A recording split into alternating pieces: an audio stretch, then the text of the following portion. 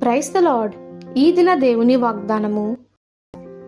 యెహోవా కృపగలవాడు, ఆయన వాత్సల్యత ఎడతెగక నిలుచుచున్నది గనుక మనము నిర్మూలము కాకున్న వారము. అనుదినము నూతనముగా ఆయనకు వాత్సల్యత పుట్టుచున్నది. నీవు ఎంతైనా నమ్మదగిన వాడవు. విలాప వాక్యములు 3వ అధ్యాయము 22-23 వచనములు. నిరీక్షణ లేమి అనేది గొప్ప భారము. దానిని మనలో ఎవరము మోయ పనిలేదు. ఎందుకనగా దేవుని సహాయంతో మరలా ఏ కార్యమునైనను ప్రారంభించుటకు ఆలస్యమైపోతుందని అనుకోకూడదు. దేవుడు నూతనమైన సంగతులు ప్రారంభికుడు. దేవుడు చెప్పిన మార్గానికి వ్యతిరేకమైన మార్గంలో వెళ్ళిన యోనా తన తప్పును ఒప్పుకున్న తర్వాత నూతనమైన ప్రారంభం కలిగి ఉండడానికి దేవుడు అతన్ని అంగీకరించాడు. దేవుడు సహాయం కొరకు, క్షమాపణ కొరకు ప్రార్థించుటకు గాను ఎప్పుడైనా నువ్వు ఆలస్యమైపోతుందని అనుకోకూడదు. మనం పనికిరాని వారమని అనుకోవాలని సాతానుడు కోరుతాడు.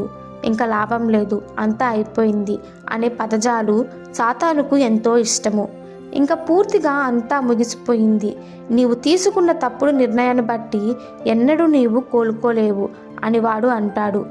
సాతాను అబద్ధికుడు గనుక సత్యం తెలుసుకున్నటకు మనం దేవుని వాక్యాన్ని వెతకాలి. బైబిల్లో నూతన ప్రారంభాలను అనుభవించిన వారిని గురించి మెండుగా రాయబడి ఉన్నది.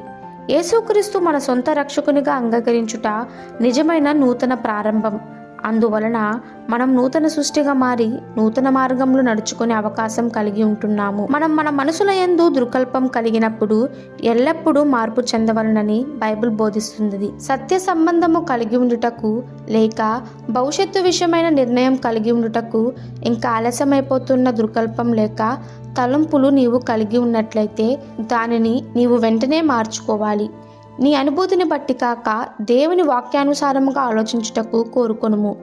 ఇంకా ఏ ప్రయత్నము చేసినను నిశ్చయించుకుంటే తప్ప నేను ఈరోజు నాకు చేతనైనంత శ్రేష్టమైన కార్యములు జరిగిస్తాను, మిగతా సంగతులు దేవుడు సహాయం చేస్తాడు, రేపు మరలా అదే ప్రారంభిస్తాను, నేను ఆగిపోను, ముగిసిపోదని అనుకొనుము అన్న దృకల్పంతో మనం జీవిస్తే జీవితం ఎంతో మధురమైన అనుభవంగా ఉంటుంది.